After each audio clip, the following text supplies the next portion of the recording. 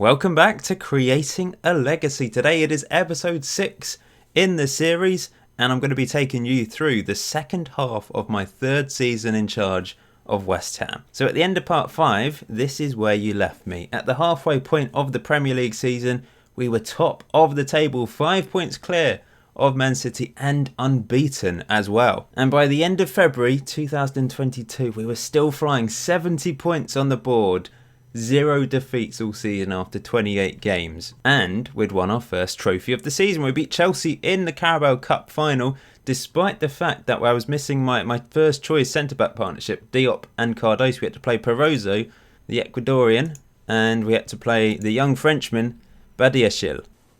Anderson opened the scoring, nicked the ball from a Chelsea defender and ran on and finished brilliantly past the keeper. Chelsea, unfortunately, they did equalise.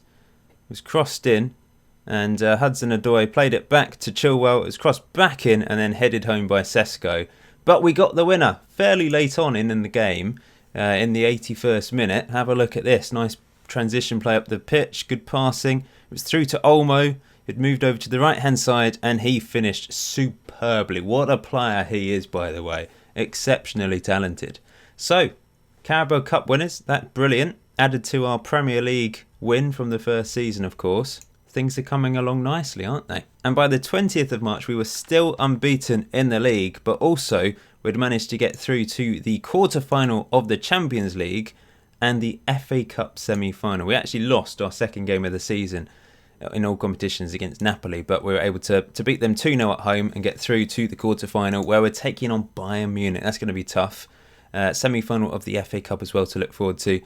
Oh, it's been a wonderful season. 6 points clear of Man City with 8 games to go. Belotti banging in the goals, 24 goals in all competitions. Anderson, top assists in the league, but 16 goals in all competitions and 17 assists. He is sensational. He's actually described as an elite winger. He's the only player in our team, I think, with that world-class description. Yarmolenko continuing to just defy his age. He's 32, but he's still improving in certain attributes. Obviously, some of his physical is going down, but he's just been so good for us during this series. And the team collectively are just playing so well together. Obviously, having a very good tactic has been massively beneficial to our success during this series. But the individual performances of players has been really impressive. 1 month later, 23rd of April, still unbeaten in the Premier League. 7 points clear, already qualified for the Champions League, and we've got a game in hand over Man City as well.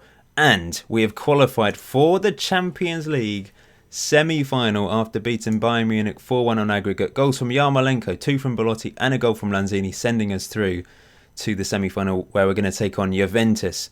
We also managed to thrash Bournemouth in the FA Cup semi-final 4-1, so we're facing off against Chelsea in another cup final at the end of the season.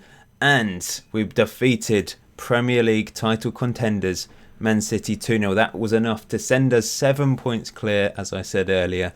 Goals from Belotti and Yarmolenko. It has been a magical season. Can we go unbeaten? Can we do an invincible season? I think the biggest threat to that is Liverpool away from home. They've not had the best season. For some reason, they're all the way down in 4th place despite scoring so many goals. They're already up to 99 goals with 5 games to go. But defensively, they've not been quite so strong this year. They've lost 10 games somehow. I don't know how they've lost 10 games considering how many goals they've scored. It is obscene how many goals they've scored, but they've just not been quite good enough at the back. And it's enabled us to canter away at the top of the table, but they're sandwiched between the Juventus games, and I'm going to have to rest players. I really want to go invincible, but I want to get through to the Champions League final as well, so I'm going to have to compromise there a bit, I suppose. Looking forward to the FA Cup final on the last day of the season as well, but hopefully it won't be the last day. Hopefully we'll be in the Champions League final. And I can confirm we are into the Champions League final. We're going to take on PSG, and there's going to be a new winner of the Champions League for the first time in a while. Liverpool won the last 3, Real Madrid won the 3 previous to that. So that is good. It's our second Champions League final in a row, remember, as well. And I can also confirm, unbelievably so, we have managed to go an entire season in the Premier League unbeaten. We are the Invincibles. We are the new Invincibles. We somehow drew 0-0 against Liverpool. This was a remarkable result because a lot of the team that I stuck out that started the game was basically my second choice, my second string. And I played the tactic that got us the win earlier in the season, and with that second string it was enough to get us a 0-0 draw. Unbelievable achievement from the lads. The run into the end of the season, we beat Brighton 3-2, Watford 1-0 and Chelsea 2-1 on the last day of the season, meaning we went that whole season unbeaten. So Chelsea and PSG to come. Chelsea in the FA Cup final and PSG in the Champions League final. I'm going to show both those games at the end of today's episode. But first of all, let's just have a review of the Premier League season. It has been incredibly special. 96 points. Didn't quite manage to get to that 100, but 0 losses all season is so special. 29 wins, 9 draws, 84 goals scored, 28 conceded, the best defence in the league. Definitely not the best attack, the third best attack. Look at Liverpool, 115 goals. And they somehow finished down in 4th place, a long way behind us. I don't really understand, because last year they were so dominant, 100 points. Yes, they lost 4 games, but they only drew 1, and that was the thing. They were pretty clinical with their wins, 103 goals scored. But this year, defensively, they certainly went downhill. 27 conceded last year, 41 this year. They improved their squad as well. It's not like they sold anyone. Salah ended up winning the Player of the Season award again. Footballer of the Year. There we go, 3rd year in a row for him. Players Player of the Year, 3rd year in a row for him. He's just been sensational. But we picked up a few awards. Adoro managed to get the most of clean sheets. Brilliant first season for him in England. Really impressed with him. I got Manager of the Year for the 2nd time in my career. Team of the Year, we had plenty of West Ham players featuring. In fact, there was only 3 non-West Ham players. Adoro, Diop, Cardoso, Pellegrini, Anderson, Olmo, Lanzini and Belotti in the Team of the Year. And top goal scorer wise, Belotti was 2nd. He managed to get 20 goals. So actually, it was a big drop off from Haller last year. 31 goals last year for him. Only 20 for Belotti this year, but he has scored a lot more goals in other competitions. He's got 34 in all competitions. He'll need to score 4 in the last 2 games to catch up with Haller's record from last year. Like I said at the start of the season, I feel a little bit sorry for Belotti because... Not Belotti, Haller, sorry, because of course he scored so many last year. He scored 8 this year, 4 assists, didn't do too badly. Belotti, of course, top goal scorer heading into the final 2 games. But Anderson, special season, 22 goals, 20 assists. Yarmolenko, 22 goals as well, and 11 assists. Both of them have been magnificent. I'll just quickly talk about the youth teams and the players out on loan, because I've had so much fun, like micromanaging, sending players out on loan to teams that I think they'll be able to really impress at. And that certainly has been the case. Of course, the under-23s didn't actually play in a league this year, but they did get to, I think, the quarter-final of the leasing.com trophy. Yeah, quarter-final stage. They lost against Coventry, unfortunately. But they did pretty well, and I've played so many friendlies. We recently won 10-0 against Concord. This player in particular, Andrin Hunziker, a Swiss youngster, has come in this season and scored 60 goals for either the under-23s or the under-18s this year. He's played a hell of a lot of games. 90 games in all competitions, 60 goals, 20 assists. Unbelievable, really. Strangely, it hasn't really improved him massively despite all that football. I'll probably loan him out next year, to be honest. But yeah, the under-23s have had a fantastic season, but mainly playing friendlies. Under-18s wise, they completed the double. They had a really good year. We've had a few new youngsters come into the team, of course, youth recruits, which I'll talk about in a second.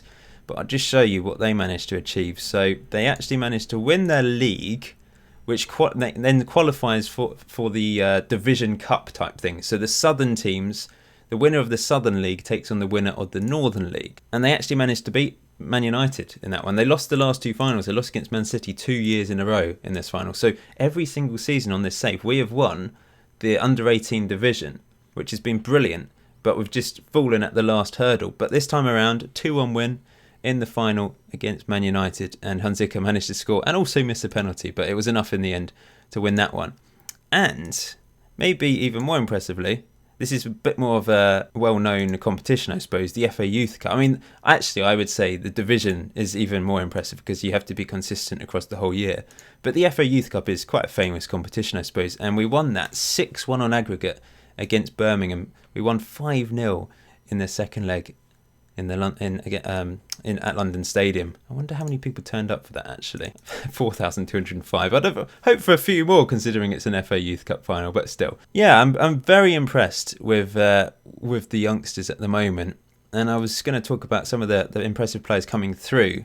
So Lewis Shepherd was the best recruit this year. He's got 4-star, potentially 5-star potential.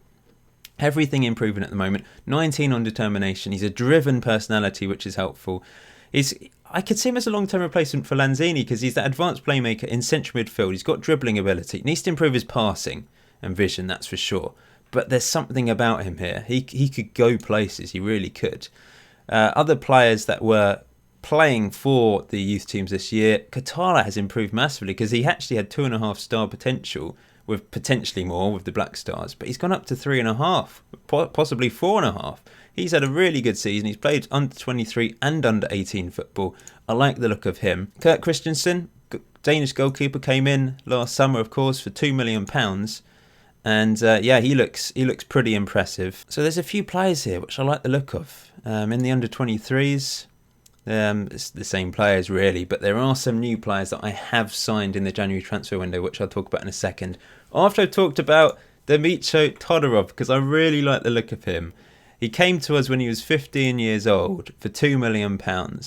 And actually he's played 3 Premier League games, and he's also played some cup games as well for us. Hasn't played particularly well, but he's played plenty of under 23 and under 18 football this year.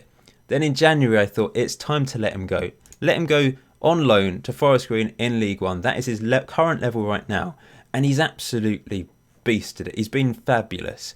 And if we look at Forest Green in League One, they actually managed to get promoted in second place. And he joined at this point here. So they'd started off brilliantly. They were top of the table for a long time, but they completely dropped off a cliff over Christmas. In comes Todorov, and he's inspired them to get promoted to the Championship. He was their key player. If you look at him here, he's their key player. He scored 7 goals and 7 assists. Well, 5 goals and 7 assists whilst at Forest Green in the league. Funnily enough, though, on the last day of the season, he got sent off. Fortunately, Forest Green were able to get promoted anyway, despite him getting sent off after, I think, 17 minutes. So, which does mean if he comes back, or if he goes out on loan, he's going to miss the next 3 games, the first 3 games of next season, which is a bit unfortunate for him. But he's a special player, so we'll watch out for him in the coming seasons, depending on how long this series goes on for. But I'm motivated to keep going. I'm enjoying it. I suppose being a West Ham fan helps. Now, coming into the team then, moving on to sort of the transfers from January, obviously lots of loan players going out, but I didn't sell anyone. Lots of loan players going out. Coming into the team, plenty of new transfers. First of all was a player that I'd already talked about, Luis Patera, Colombian. Love the look of him. He looks special. He really does. He's also got very good potential. Now, I loaned him out to Ingolstadt in Germany, Bundesliga. Unfortunately, it was a very tough ask for him to really do much there. He only scored 3 goals, and the reason for that, he went into a team that are bottom of Bundesliga. But I thought it'd be a good experience for him anyway, leading the line for a Bundesliga team. He wasn't able to do enough. Very tough for an 18-year-old Colombian, new to Europe, trying to have an impact in Germany. But he scored 3 goals, so I'm pretty pleased for him there. The next player to come in was Georgian defensive midfielder. He's gone straight into the under-18s. I then signed... There's a few South Americans coming in for fairly low fees, and I've had to loan everyone out because of work permit issues. Obviously, from South America, you can't really get a work permit, but they can tend to play in Portugal and Spain. So yeah, I signed a few players from South America. Luca Franco came in as well for quite a low fee and went out on loan to Portugal. We signed a defender, Juan Pablo Rodriguez, who went out on loan to our affiliate in the Netherlands. Another Argentinian attacking midfielder, Facundo Farias, who went out on loan into Portugal as well. He's not a bad looking player. I mean, they're just low fees, hoping that they'll turn into something. If not, we can sell them on for profit, basically. And then Alex Blanco on loan from Valencia. Now, I brought him in. He's not the best player. You know, he's nowhere near a quality enough player for us these days. But I wanted a backup for Anderson just in case. And he's played a few games and he's done okay. He's sort of played against the weaker opposition, played some cup game as well. He's done all right. And he has scored a goal and got 1 assist. So that's the reason for him coming in on loan. He's an emergency backup for Anderson, basically. But I have signed a few left wingers. Daniel Hine, a youngster. You could argue maybe I should be playing him instead, but I wanted to give him some youth team football to start with, Came in for £1.3 million. An Austrian left winger. I like the look of him. Of course, we've got Todorov. We've got Daniel Hein. We've got some quality possibly coming through in the left wing position in the next few years. And also Gabriel Veron, who can play there. He can play attacking midfield, can play all over the place. Now, I've loaned him out. He's actually gone over to the States. £62,000 for a player that's not bad. He's got some potential as well. But once again, maybe these 19-year-old Argentinians that I've signed, it might be a case of just trying to sell them on for a bit of profit, I guess. Anyway, I suppose we should play this first match. We're going to take on Chelsea in the FA Cup final, hoping to beat them for the second time this season in a cup final. And this is the team I'm going to put out. Unfortunately, Blanco is out for the rest of the season. That's a bit of a blow. So we are going to have to play our Moroccan, Kevin Malqui, at right back for the next 2 games. Cardoso is also out injured. I'm not sure he's going to be back in time for the Champions League final. Seems unlikely. So Perozzo, who's done okay when he's come in, he's going to play alongside Diop at the back. Pretty solid centre-back partnership, I think. Here we are then at Wembley. We've got a good record against Chelsea. We've beaten them 6 times. We've lost 3 times. We're the favourites, as you'd expect. We're the Premier League champions. But they've got some quality players. Havertz, is that how it's pronounced? I know he's a really good youngster in Germany. They've got Hudson-Odoi on the left-hand side. He's only 21. It just shows you how young he is in real life, I suppose. Pulisic on the right-hand side, only 23. They've got a lot of young talent here. Kovacic in central midfield, a bit more experienced. And Kante, of course. He's 31 years old now, but what a player. Bakayoko is back, and he's in defensive midfield. Tamori at right back. 15 caps for England now. Rudiger at centre-back. He's their captain at the moment, and Christensen alongside him, Danish centre-back. Chilwell at left-back, they've signed him for £53 million. And lastly, they've still got Kepa in goal. Arrizabalaga just sounds like an Italian pasta dish, makes me hungry. And I'm lining up with the best team I can put out, really, apart from missing Cardoso and Vasalco. We're at pretty strong, I would say. I do like Diop. He's played very well for us. Perozzo, he's a good young centre-back, well-rounded player. Pellegrini is fantastic. I've increased his contract. Wanted a new contract, but it has got rid of his release clause, which was set at about 70 million, I think, off the top of my head. Man United was sniffing around him in January, and he wanted a new contract. So he's on 200k a week, which is easily the biggest contract at the club. Declan Rice, I think he's after a new contract. He's on 65k a week. He's also been capped 12 times by England now. Quality player. Lanzini, 29, is getting on a bit, but he's still performing brilliantly in central midfield. Seems a bit harsh to say 29 is getting on a bit. I'm 28, so it feels a bit weird saying that. But obviously, in football terms, I've said before, when they get to 30, I'm starting to think about moving them on. Olmo's amazing. Really spectacular player. Yarmolenko, of course, is over 30, but he's just been so good for us. I can't get rid of him at the moment. 101 caps for Ukraine now, by the way. Then Anderson, who's our world-class winger. Special talent.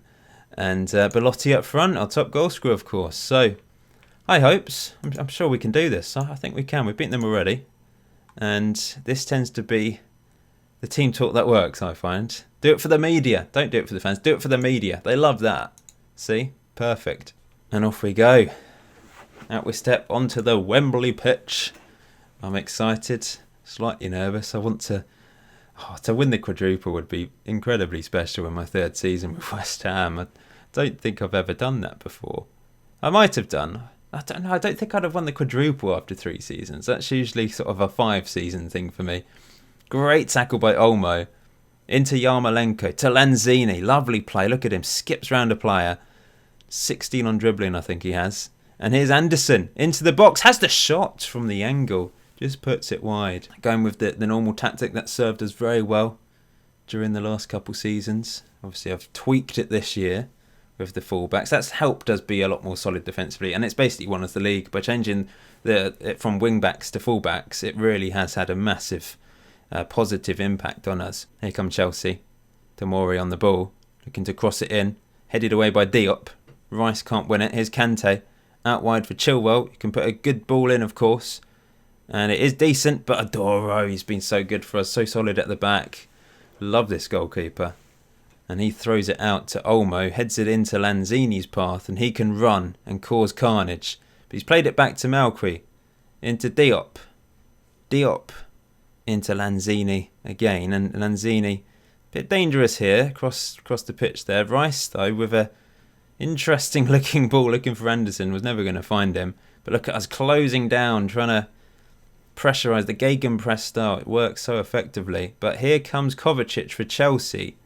And he's skipped. Oh, look at him go. What a run. What a goal. How has he done that? Well, in the end, it's been a disappointing first half. Kovacic has just gone off injured, which has enabled us to have a little bit more time at the end of this first half. And Yarmolenko, maybe we can equalise here. Yarmolenko! Oh, one-on-one, saved by the keeper. Strong hands from Kepa.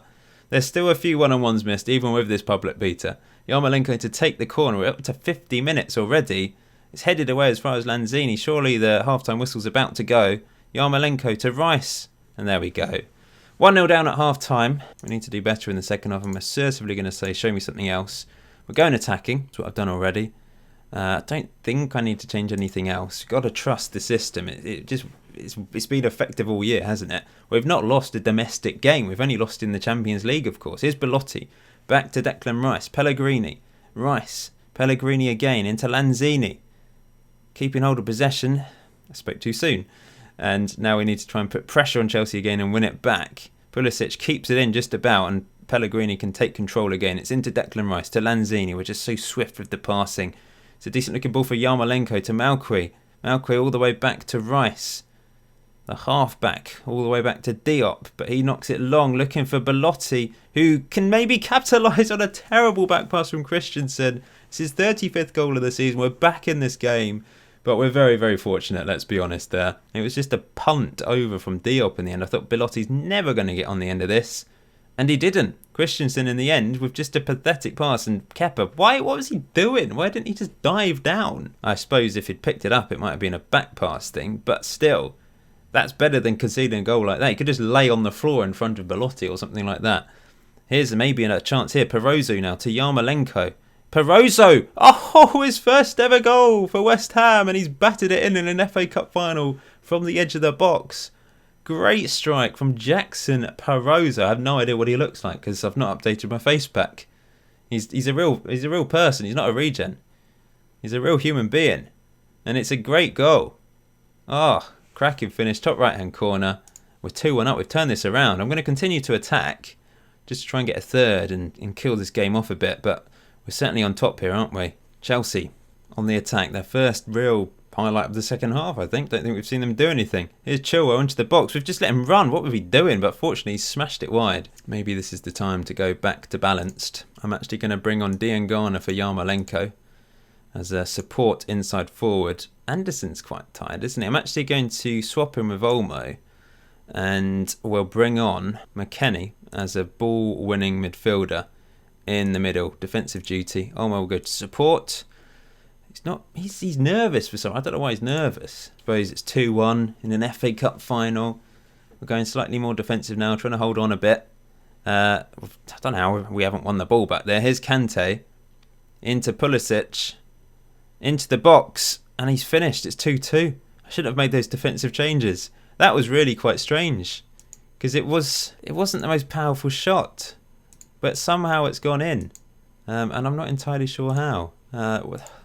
That's a bit irritating, isn't it? Anyway, 15 minutes to go. Yeah, I probably shouldn't have made... See, if I'd left it on attacking, we might have been okay. As soon as I switched to balance, suddenly they come alive. It's always the way. And here's Bernardeschi round the back. And it's a brilliant save. Second attempt. Oh, what a save again. And we've won a free kick. Adoro saves our bacon. Brought off my two wingers, Yarmolenko and Anderson. Hoping that Diangana's been good, to be fair to him. He's been a very capable backup for Yarmolenko. And hopefully he'll be inspired by the possibility of an FA Cup winners' medal today. But here they come, and it's an easy save for Adoro, fortunately. But Chelsea have come alive again. They were just completely out of the game after Perozzo smashed it in.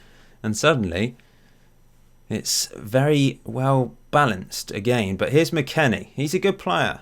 He's not just a ball-winning midfielder. He can do things in the final third. Here's Pellegrini. Out wide. That's poor. It's blocked. There's so many men in the box. And here goes Pulisic, running at our back line, still going, But Rice easily steps in and clears. But Diangana can't get on the end of that. Here's Chilwell. Oh no, Bernardeschi! Oh, what a goal. Is it offside? Is it offside? VAR? It did look a little bit borderline, and yeah, we've got lucky there. It's still 2-2. I turned off the replays, I think, for offside goals because they were annoying me. Here's Lanzini. Lanzini. Into... Oh, dear God, he's done it! He's done it! He heard me! Oh, what a goal. Grady Diangana with his 13th goal of the season. He's been really, really good. Through our academy, of course. And after they had a goal disallowed with VAR, we've gone up the other end. Lanzini's just run at the defence, as he does. Told him to dribble more. And he passed it into Diangana, skipped past that left back and smashed it past the keeper. Do I keep it on attacking again? He's still on support duty, actually. I'm going to switch Olmo to winger on support. Can we time waste whilst on an attacking mentality? I think we can. We'll do that. And I will make... Will I make my last change? Pellegrini's not been particularly good, has he? 6.6. Might take him off for Masuaku. Let's do that. Oh, yeah, I was going to show you Diangana. He's improving. He's certainly good enough for the first team. I'm glad I kept hold of him. I was contemplating selling him. But he's done well, especially this season. Obviously, Yarmolenko's been injured for long periods. He's got 13 goals now, 7 assists. Average rating's okay, but he's obviously come off the bench a lot. But he's still improving. He's 24. He's worth a lot of money. And the weird thing is, he's only on £4,000 a week. And I've offered him 2 new contracts, and he's rejected both of them, unfortunately. But it doesn't really matter. He's still got 3 years left on this contract because he was given a youth contract, which was 6 years by the looks of it. I think it was negotiated by my director of football. He's done a really good job. But eventually he's going to become very unhappy the fact he's on 4k a week, considering the highest earner, Pellegrini, is on 200k a week. And Diangana possibly has just won us the FA Cup final. And he's the lowest earner in the first team by a long, long way. Are we going to hang on? I've still got it on attacking. I'm scared to change it. We've got 5 minutes of injury time, and Adoro's just wasting time here. He's played it up to McKennie, the American, who finds Diangana again. What can he do? Diangana into the... Diangana! All the way! He's done it again! He has done it again. He's won us the FA Cup final. Maybe this FA Cup final in the future will be known as the Diangana final. I know he only came on recently, but he's won the game for us. And this was a great run. He was just really persistent, wasn't he? Because he was actually tackled. Well, blocked. The initial shot was blocked. And then he just rounds the keeper, pretty much, and smashes it in. Well, that was an inspired substitution in the end, I must say. And here he is again, running at the back line. He's offside, Belotti. But still, Diangana with a brilliant bit of play. So I'm getting excited here. But can you blame me? It's the FA Cup final. I was contemplating doing face cam today, but... I said at the start of the series this would be a non-face cam, just old style Football Manager save update. I'm doing matches as well. I wasn't really going to do matches, but I think it makes sense to show finals in the second episode of each season, doesn't it? I can't not show you a final like this. You'd be disappointed not to watch a final like this. 4-2 win. Diangana, inspired substitution, if I do say so myself. And we are the FA Cup champions. We've completed the domestic treble, the League Cup and the FA Cup. And we're going to celebrate into the night. But not for too long because we've got the Champions League final to look forward to. Lanzini, wow. Yes, he was good. Man of the match. Got the assist for the crucial goal in the end. But Diangana, come on. Coming off the bench in, what even minute was it? 74th minute? He's not played that much, but he's just been... Oh, wow. What a game. The question is, do I play him in the Champions League final? I think I got to keep him as a super sub. What a delightful, delightful day. West Ham's first FA Cup win since 1980. Oh, the long wait is over. It's been hard, but it's finally over. If we just scroll up, you can see everyone's happy. The board's... Even Karen Brady's happy with me.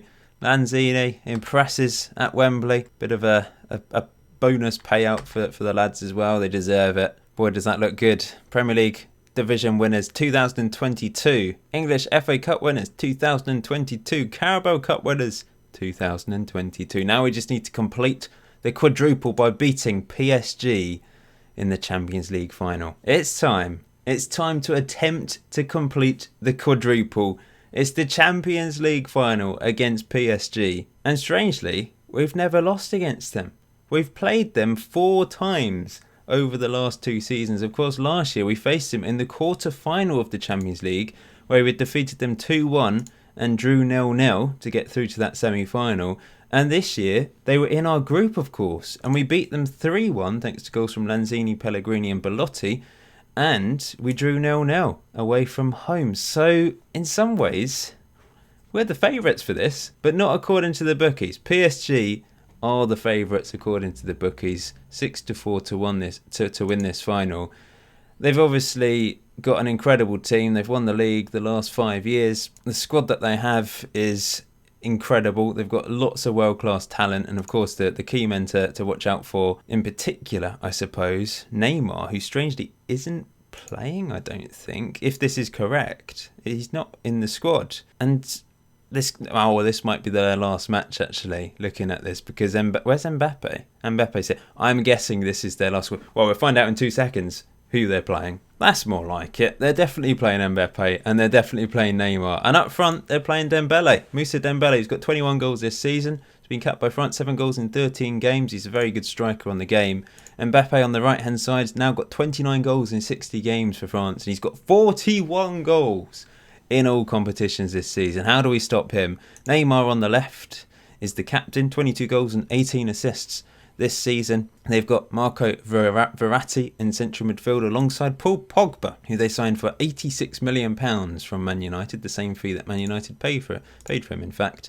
Defensive midfield, they're playing Georgian, who they signed from Chelsea for £58 million. And then the back four is made up of Cancelo, who is the Portuguese international. They bought him, didn't they? £37 million from Man City. In the middle, Marquinhos, the Brazilian, alongside Kimpembe, French international. And on the left, Grimaldo, who they bought for £32.5 million. I was looking into signing him, but I went for Pellegrini in the end, who, of course, was so cheap. And people keep asking me, how was he so cheap? I don't really know. I think he was transfer listed. He's such a bargain because he's a quality left back. And in goal, of course, Keylor Navas, who's now 35 years old. We're allowed 12 players on the bench for the Champions League final. I think I've shown all of the players in the FA Cup final, so I don't need to show them again. But this is the team. It's the same starting lineup. Diangana, hopefully, I'm hoping I don't need him to be a super sub, but he's potentially on the bench to be that super sub. I've put the injured Cardoso and Vissalco on the bench just to make sure that they get the Champions League medals. I think they'll get them anyway. And 2 youngsters, Katala, who was available to be selected because he's come through our academy. Young players that don't come through your academy because they've not played in England enough, you have to register them, don't you? So there wasn't so much choice for the last 2 spots. Odobiko as well. He's been on loan at Rochdale. Earlier in the season didn't do particularly well, but he looks a decent poacher, actually. Irish youngsters, played for the under-21s. Anyway, that doesn't really matter. Let's get on with this. We're in Munich, by the way, for this final. Obviously, I want to win this. I want to win the quadruple. But it's not the end of the world if I don't, because, of course, if I win the quadruple, I kind of feel like I've completed everything. However, regardless of what happens in this match, I will be continuing because I'm really loving this save and I'm building a project. I'm creating a legacy. It's not just about winning everything once. I want to create a legacy and turn West Ham into the best team in the world, basically. And you don't do that by just winning. I mean, winning the quadruple is such an impressive achievement, of course. But if you did it once and never again, you're not the best team ever, are you? You just had one very, very good season. Here come PSG, though, early on. And Neymar, what a goal, what a volley, puts PSG 1-0 up. We will go attacking then and get creative to try and inspire the lads. But it's not been a good start. In 15 minutes, we've not had a shot. We've had 40% possession. But here we go. Highlight from the kickoff. That could be a positive sign. Let's see what happens. Perozzo into Declan Rice. To Olmo. Out wide to Yarmolenko. Yarmolenko runs at the PSG defence, puts it out wide to Malqui, who crosses it in. It's headed away though and Pogba can clear. And here comes Neymar again into Dembele. And PSG looking to get a second already. Mbappe easily skips past Pellegrini, crosses it in. Brilliant defending by Issa Diop. Trying to impress his French counterparts and get into the French national team, I think. Free kick to PSG. Neymar whips it in and Verratti makes it 2-0. They've come alive today. They've saved themselves for the final. We beat them in the group stage. We beat them last year in the quarter-final. But now it's proper business, and they know how to win games. They're winning 2-0. What do we do to change this game around? Not entirely sure, because we've got it on attacking. I'm going to say get stuck in. Playing out from the back then, that's the way we play. Diop into Malqui, into central midfield for Lanzini, who can obviously cause problems. We saw it in the FA Cup final. It's out wide to Felipe Anderson. Skips into the box, has the shot straight at the keeper. And at half-time, we're 2-0 down. Going to cautiously say, show me something else in the second half. That's worked. And both central midfielders on yellow cards. Not ideal. Tempted to put Olmo out wide in place of Yarmolenko. But I think I'll leave it for the time being. 4 yellow cards in this game as well. Not great. Here's Lanzini. Back to Pellegrini. Deep cross, headed away, and there's no one in central midfield there to pick up the pieces. Pogba can just run into space.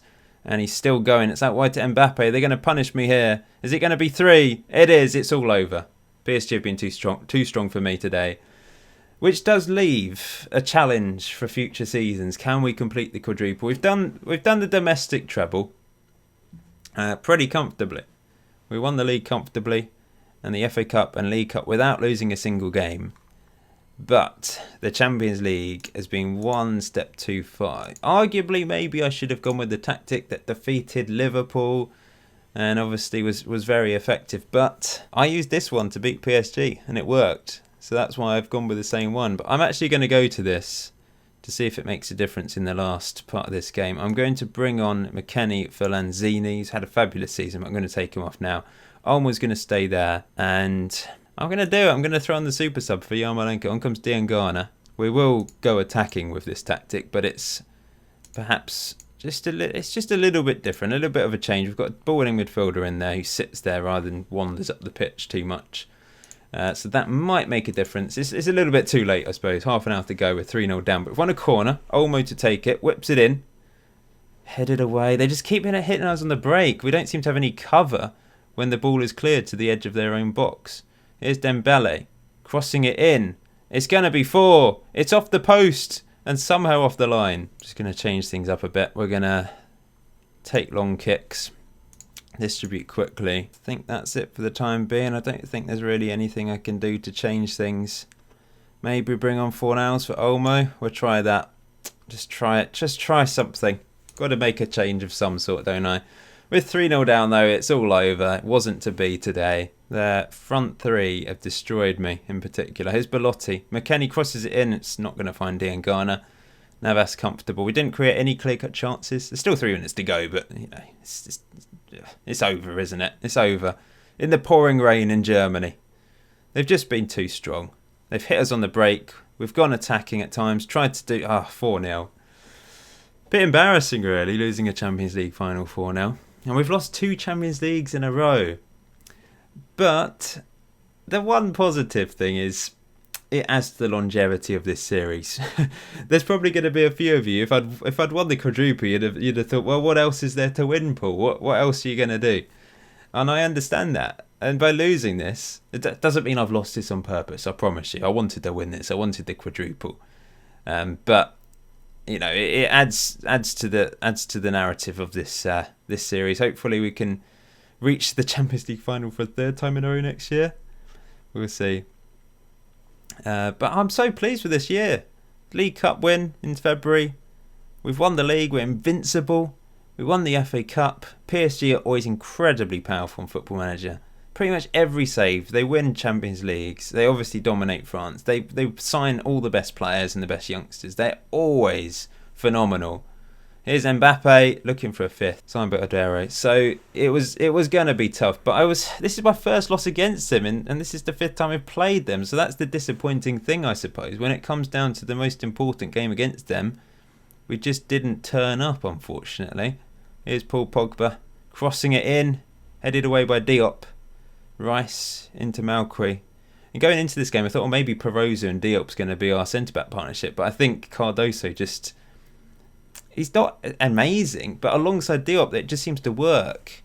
Oh, it is going to be 5. Oh, no, it's not. It's clear. Well, there was good defending by Perozzo. You heard me. They've created clear-cut chance of clear-cut chance. It's almost like the first tactic, actually, that I used with the wing-backs in terms of conceding so many clear-cut chances. But no, they just kept hitting us on the break. They've just surged forward, past my defence, past my midfield. Something to think about next season. How do I suppose you could argue perhaps I just need to improve the team a bit more. Bring in a couple more world-class players so we can compete with PSG. Because although we've got quality players, Anderson's technically the only world-class player according to the game. When it's described as elite, that's when they're world-class. And he's the only one. It finishes 4-0. A bit of a dampener. But we won against Chelsea 4-2. That was an exciting final. You can't win them all. This is realistic. Sort of. I've won the treble. That's not particularly realistic with West Ham, but it's a little bit more realistic that we haven't won everything in our third season, I suppose. I'm actually going to be a little bit harsh. I could say unlucky, but it really was a poor performance, wasn't it? So I'm going to be hard on them. Only calmly. I'm not going to be aggressive or assertive. No need for that. 4 different goal scorers. Oh, that was tough. That was tough to take. But we continue to improve the club with money coming in. I'm sure the board will be disappointed that we were completely destroyed in the final, but they got to be pleased with me overall, surely. We'll have a look at things then in a bit more detail to end today's video. So I've continued today just to see what the board think of me after that Champions League final. So it was on an A+, my manager performance. It's gone down to A-, and they're very disappointed with the heavy 4-0 loss. But that's still, I mean, I'm completely exceeding expectations overall, especially at the start. I have signed a new contract, by the way. I can't remember when it runs out. Let's just check. It's 2027, so 5-year contract. I negotiated an extra year on top of that. So yeah, they're pretty happy over. I mean, they're very happy with the squad. Tactics, they're happy. Transfers, it's a bit mixed actually with transfers. I think it's because they're expecting really high reputation players. That does seem to be a West Ham board thing. They'd sign players for reputation rather than their actual quality, which is not what I'm going to do. I'm going to sign players for their quality, or alternatively sign possible future stars, which is what I've been doing. They seem to be pretty happy with them. I'm not happy with the Georgian, even though it was only £5,000. Yes, he's never going to be in the first team, I don't think, but still, it's a punt. It's £5,000. It's nothing. Obviously, in real life, £5,000. Yeah, I'd happily take £5,000, but in football terms, Premier League football terms, they were pretty happy, pretty disappointed with me signing Malquay, but overall they're pretty pleased. So it does seem to vary. Various transfers, some of the transfers going out. Most of them are actually pretty pleased. They're sorry to see Mark Noble leave, but it kind of made sense at the time, I think. Oh, I finally got this notification saying I finished the season unbeaten. What an achievement. Declan Rice is pleased. This is our overall best 11 of the series so far. Adora in goal, Bissauko, Diop, Cardoso, Pellegrini, Rice, Lanzini, Lokonga instead of Olmo. It's interesting. Anderson, Yarmolenko and Belotti up front. Oh, interesting. Lanzini hasn't won Player of the Season. It's Felipe Anderson with 43%. Lanzini won the last 2. Yarmolenko 3rd. Goal of the Season, Pellegrini. Let's have a look at this. Doesn't always pick out the best goal, but let's have a look. Let's turn it up a notch as well. It's crossed in. Oh yeah, it's a good strike, to be fair. Do like a left back banging them in from outside the box. Signing of the season, Belotti. And young player of the season, Olmo, just sneaking in at the age of 24. These are our records at the moment, by the way. Record transfer is still Haller, actually. And he's also managed to score the most goals in one season. Although that isn't technically true. I know some of my West Ham records. I'm pretty sure Vic Watson, who's the all-time top goal scorer for the club, this is just league goals, by the way, he's got obviously cup goals added onto that. I'm pretty sure he had a season where he scored like 50 goals in 1 year. A long time ago, mind you, but oh, here we go. Most league goals by a player, 42. So that's for sure. That's just league goals. So the record for overall goals would definitely be more than that. Season review. Anything else to talk about before we end the video? There is, because I want to talk about individual player performance. This is the dream team for the Champions League, by the way, just for Schalke getting in there. So let's take a look at overall player performances then. So Aduro, actually, is it Aduro? Emil Aduro, that's what I'm saying. 63 appearances. Now, maybe I should have played Trott a little bit more, but he's just not, he's nowhere near that level. Perhaps I need to try and find a better backup, just in case Adora gets injured. I like the youngsters that I have in the under-23s and under-18s that can come in. But if he did get injured, we are in a little bit of trouble, I think, in the goalkeeping department. So it's something to consider, I suppose. Goals-wise, Belotti, 35 goals in the end. Yarmolenko and Anderson with 22 each. Diangana with 14 and Olmo with 10. Assists, Anderson with 20. Phenomenal. 42 goal contributions. Lanzini with 13. So he actually only had 20 goal contributions, but his average rating was better. Lanzini, that role, that attacking, well, the advanced playmaker role and support just gets such, Lanzini in particular. I think it's probably because he's regularly runs, where am I going? Here he is. Regularly runs from deep, because I've got dribble more, roam from positions. It just suits him perfectly, this role. So I think he just perfects the role and gets really good average ratings. But look at all those players with over 10 assists, Yarmolenko and Olmo as well. Man of the match wise, Anderson at the top. Average rating wise, Yarmolenko. Now, I wanted to replace him with a Ukrainian, in fact, a player that is actually similar to him in every single way, because he's an inside forward, he's left-footed, and he's got very similar attributes. And he was at Dynamo Kiev, but Bayern Munich beat me to him, unfortunately. I wished I'd just gone from Elliot, but I'd used all my money up. I didn't have the money to sign him. So that's unfortunate, because he really was the man that I thought would replace. He was perfect because he's Ukrainian as well. He's like a Yarmolenko clone. So similar. So we're going to have to think again on that. But you could argue Diangana is his ready-made replacement. I didn't think he would be good enough, but if you look at the current ability, he is the same now. He was stuck on 2.5 stars. I know it's all not always about the star rating, but he was stuck on 2.5 stars until very recently, until this video, I think. That FA Cup final just has made me realise his value's gone up. He's worth 31.5 million, and he's only earning 4k a week. 3-year contract. I mean, I have to give him a new contract now. He really has improved. I'm very impressed with him. So perhaps he is the ready-made replacement after all. Ideally I'd want a world-class player. I thought Diangana would be the backup for Yarmolenko and then the backup for the next player. That is more than likely, but only if I can find a player for a price that I can afford, that will come in and obviously be better than Diangana. We'll see what happens, I suppose, in the summer. But that's something to consider. But Yarmolenko still, he's got another year on the contract. I gave him another year. I think I triggered there was a trigger thing to give him an extra year, which I did. But I do need to think about trying to find a replacement for him. If we look at the most valuable players, Declan Rice is worth £71 million. That is shot up. He was worth about 40.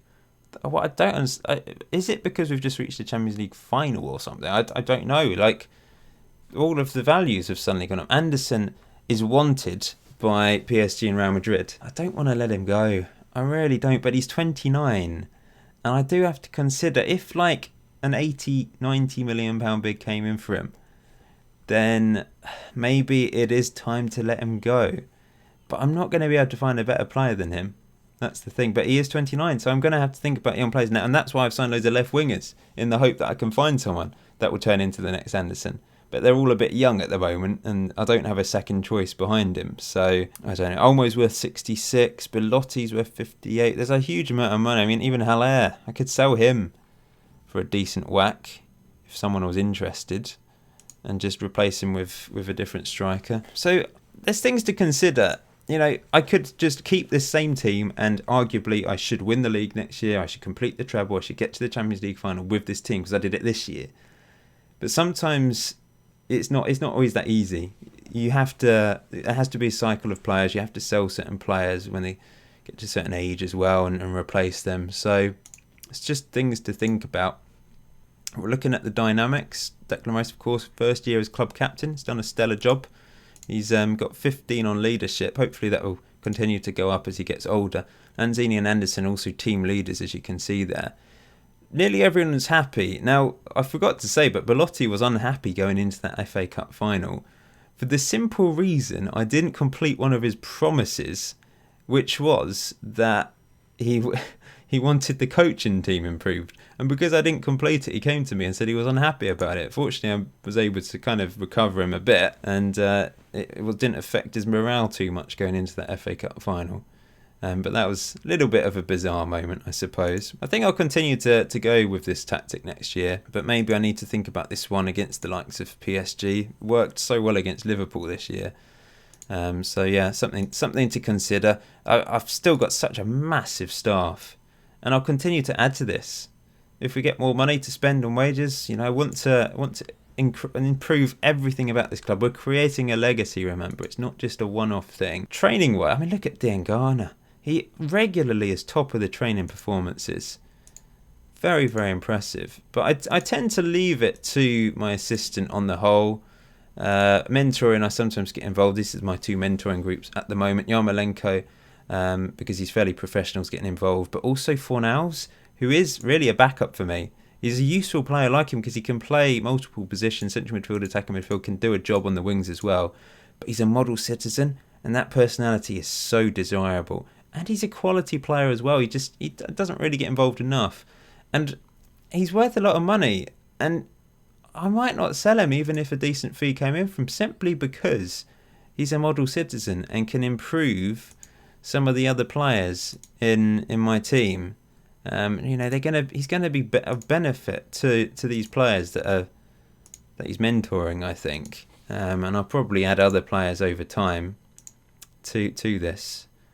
Certainly if I put some of the youngsters in the first team. This was our season summary of injuries. So Yarmolenko out for 4 months, but still got the highest average rating, still scored plenty of goals and got loads of assists. Masuaku got injured quite badly. Cardoso and Bishalko at the end of the season, of course, got injured. So we've had a few injury problems, but we've still managed to complete the domestic treble. What a season. Why does this keep getting removed? It's really annoying. I'll just scroll down so you can see. Only 3 defeats all season against Porto, against Napoli, and of course against PSG. But everything else, either a winner or a draw. Very, very impressive. That's the competition review. Club info, with 4.5-star worldwide reputation. We're rich, financially in a very good position. £135 million in the bank. Am I a legend yet? I'm still on favoured personnel. That might update at the end of the season, possibly. And lastly, I haven't talked about this. I was going to loans.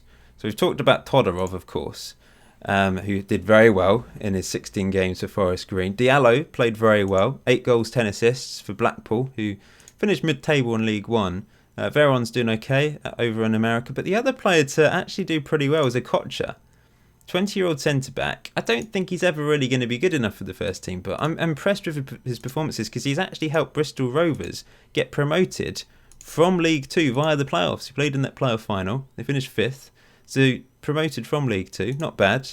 But yeah, he's not going to be good enough for the first team. Cameron Kemp at Rochdale, playing for a team in the bottom half of League 1. Did quite well. 8 goals, 4 assists. He's got serious potential as this guy. Really good winger. So I hope he pushes on and becomes a quality player. I don't think there's really anyone else to really rave about at this stage, but if they start to perform, of course, then I will mention them in the next video. But there's plenty of players that will be coming back, lots of which that don't have work permits, so we will have to loan them out again. As you can see, my head of youth development or someone is recommending a few players to watch out for. Katala, of course, keep an eye on him. Patera, the Colombian, we'll keep an eye on him. Todorov, what a player. Kurt Christensen, and someone that has actually come through to be fair, Katara came through our academy, but also A.D. Hyde, who came through our academy. He's really improving as well, so we'll keep an eye on him. So there's a few players to watch out for in the next season or two, but we'll end it there. Thank you for watching episode 6. It's been a long one. We've seen the FA Cup final, we've seen the Champions League final. I think I've talked about everything I possibly can. It's been a marvellous season. Thank you for watching this episode. If you did enjoy it, please leave a like. Sorry about getting thrashed by PSG, but you can't win them all. And there's always next year, and hopefully next year we can push on again, win everything again, and hopefully win the Champions League at the third attempt. Until next time, enjoy FM20, enjoy the rest of your day. I'll see you very soon.